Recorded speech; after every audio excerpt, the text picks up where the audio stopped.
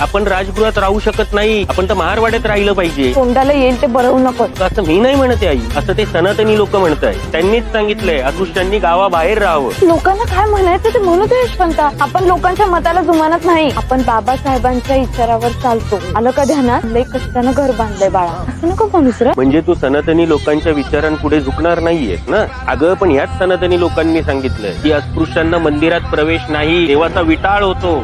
तरी तू पंढरपूरला जाऊन विठ्ठलाचं लांबून दर्शन घेणार, चोखामेळ्याच्या फक्त पायरीवर डोकं ठेवणार, आत जाण्याचा हट्ट करणार नाही, असं तूच म्हणाली. याचा अर्थ काय होतो? तुला त्यांचं म्हणणं पटतंय? अगं पण त्यांनीच सांगितलंय अस्पृश्यांना माडीची घरं बांधता येणार नाही. जर तुला त्यांचे ते विचार पटत असतील तर हे विचार पटायलाच हवे. म्हणूनच सांगतोय आपण आपलं हे घर तोडून टाकूया. असं करूया काही? असं बोलू नकोस रे यशवंता. हे त्रास भोगून एक घर बांधलंय. अगं ह्यापेक्षा जास्त त्रास बाबासाहेबांना झालाय ही चळवळ उभी करायला. अगं तू जर पंढरपूरला गेली तर संपलंच ना सगळं. चळवळीच्या पाया खाली लागता.